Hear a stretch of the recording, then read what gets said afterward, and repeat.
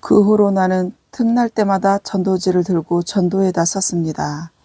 문서 선교 본부에 가면 전도지를 무상으로 공급하여 주었습니다. 박군의 심정이란 제목의 전도지였는데 쉽게 짧게 그림을 곁들인 짜인 내용이어서 사용하기가 좋았습니다. 서울 시내에서 이곳저곳을 전도하러 다니던 중에 청계천 빈민촌에 마음이 갔습니다. 청계천 지역 마장동이 끝나는 곳에서부터 청계천 뚝가로 판잣집들이 다닥다닥 지어져 있어 가난에 찌든 사람들이 살아가고 있었습니다. 그들의 삶이 너무나 힘들어 보여 자꾸 마음이 그곳으로 쏠렸습니다. 그때부터 서울 시내 판자촌 지역들에 대하여 조사하기 시작하였습니다. 서울 시내의 판자촌 사정을 알아가게 되니 마음이 아팠습니다. 서울 시내의 큰 길가에서 보이지 않는 곳에 판자촌들이 있었습니다. 그 수가 무려 200만에 이르는 수였습니다. 특히 청계천 지역과 청계천에 이어 있는 마장동 판자촌의 사정이 가장 나빴습니다. 청계천과 마장동 일원에 무려 12만 세대가 판자촌을 이루고 있었습니다. 말하자면 그린벨트가 있듯이 판자촌 벨트를 이루고 있었습니다. 나는 틈나는 대로 판자촌 지역을 찾아다니며 전도하였습니다. 실은 말이 전도이지 내용인즉 제대로 하는 전도가 되지 못하였습니다. 전도의 경험이 없이 의욕만 앞섰던 나인지라 그냥 가가오를 방문하여 전도지 박군의 심정을 드리면서 예수 믿읍시다, 교회 나갑시다 하며 다녔습니다.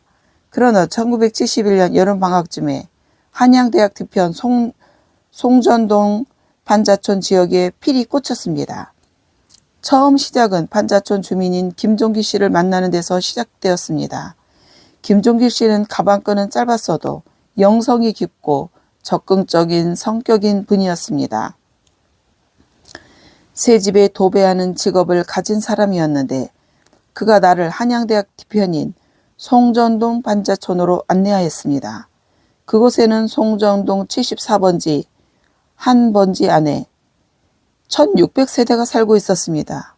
내가 다녔던 판자촌 중에서도 가장 열악한 환경이었습니다. 김종길 집사의 안내로 그것을 알게 된 나는 여전히 박군의 심정 전도지를 들고 판잣집들을 한 집 한 집 방문하며 전도지를 돌리곤 하였습니다. 그런데 한 가정에 들어가 여보세요 하고 인사를 드렸더니 아무런 기척이 없기에 아무도 없나 하고 열린 방문으로 안을 들여다보던 나는 소스라치게 놀랐습니다. 햇빛이 잘 들지 않는 방에 한 소년이 병들어 누워 있었습니다. 12세, 13세 정도 나이의 소년인 듯 하였는데 몸은 젓가락처럼 요이었고 배는 만삭이 된 여인처럼 불러 있었습니다. 나는 너무나 비참한 그 모습에 숨을 들이쉬며 방에 들어가 아이 곁에 앉아 물었습니다. 얘야, 너 왜 이렇게 있니? 그러나 아이는 눈은 움직이고 숨결은 가쁘게 쉬고 있었는데 대답이 없었습니다.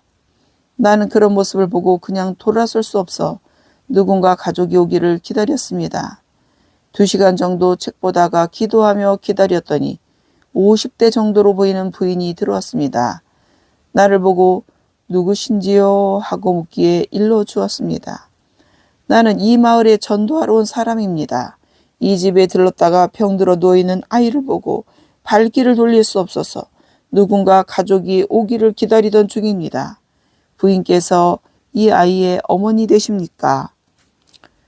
그렇소이다. 지가 이 애의 엄마입니다. 이 애가 왜 이렇게 되었습니까? 글쎄 저 아이가요 5살 때 6살 때부터 자주 감기하기에 그때마다 약국에서 약도 사다 먹이곤 하였는데 나이 낳았다가 재발했다가 하니 지금엔 죽게 됐습니다.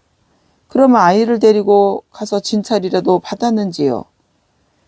병원이 다 뭡니까? 먹고 살기에도 어려운데 그럴 여유가 있나요?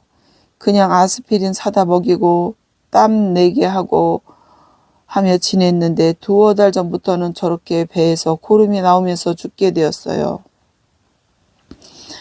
나는 그 가정의 어려운 사정을 듣고 말했습니다. 그래도 병원에 가서 진찰을 받아보아야죠. 허락만 해주시면 내가 내일 병원에 데려다가 진찰이라도 받아보게 하겠습니다. 비용은 제가 마련할 테니 허락만 해주십시오. 그렇게만 해주시면 감사하지만 염치가 없어서. 염치라니요, 사람 살리는 일인데 그런 염치 따질 일이 아니지요. 그럼 내일 아침에 제가 다시 와서 아이를 병원에 데려가 진찰해 보도록 하겠습니다. 나는 곧바로 기숙사로 돌아와 모금을 시작했습니다. 방마다 다니며 다짜고짜 헌금에 참여하라고 다그쳤습니다. 신학도 여러분, 주머니 다 털어 내놓으세요. 죽어가는 아이 살리는 일입니다. 이럴 때 헌금 안 하는 사람은 역적입니다. 이렇게 방마다 돌아다니며 모금하였더니 3만 원 정도가 모였습니다. 다음 날 나는 학교 수업을 하루 빠지고 택시를 대절하여 그 아이 집으로 갔습니다. 택시 태우고 사직 공원 옆에 있는 시립 아동병원으로 갔습니다. 온갖 검사를 다 하더니 척추 결핵이라 하였습니다. 의사 선생께서 척추를 찍은 사진을 보여주는데 척추 3마디는 결핵균이 이미 먹어버렸고 2마디는 절반이나 먹어 들어가고 있었는데 거기서 고름이 나와 배로 나오고 있었습니다. 의사 선생님은 내가 아이의 가족인 줄 알았는지 세게 나무라는 말을 하였습니다. 결핵이란 병은 약을 꾸준히 먹으면 나는 병이고 정부에서 약은 무료로 주는 것인데 어찌 이 지경이 되도록 두었어요? 예, 나는 이 아이 가족은 아니고요. 전도하러 갔다가 만난 아이인데 치료하면 나을 수 있는 거지요? 나의 물음에 의사가 일러주었습니다. 이 아이는 너무 심해서 약으로 치료될 단계가 지났고요. 대수술을 해서 상한 척추 5을 드러내고 인조 척추로 대처해야 합니다. 그런데 수술비가 엄청났습니다. 그런 비용을 구할 길이 없기에 병원 측에 사정조로 부탁했습니다. 그럼 수술길이 열릴 때까지 약이라도 먹으면서 기다리게 결핵약을 지어주십시오. 나는 2달치 주사약을 받아와서 학형이 집에 도착하여 일러주었습니다. 학형아, 내 말 잘 들어. 너도 의사 선생이 하는 말을 들었지? 약으로는 치료가 어렵고 큰 수술을 해야 한다 하였으니 수술길이 열릴 때까지 약이라도 먹으며 기도하자.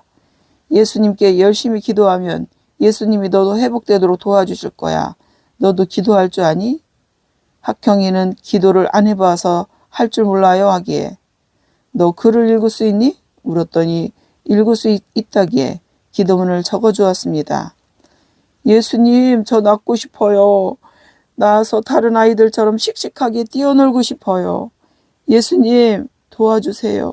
예수님의 이름으로 기도드렸습니다. 아멘. 그런데 학형이는 착하고 꾸준하였습니다. 이니 때마다 식사 후에는 내가 적어둔 기도문을 들고 정성스럽게 기도를 드리며 이어갔습니다. 그렇게 기도드리기를 계속하며 20일이 지나자 배에서 나오던 고름이 멈추고 한 달이 되니 한결 나아지고 흐릿하던 눈에 생기가 돌기 시작하였습니다.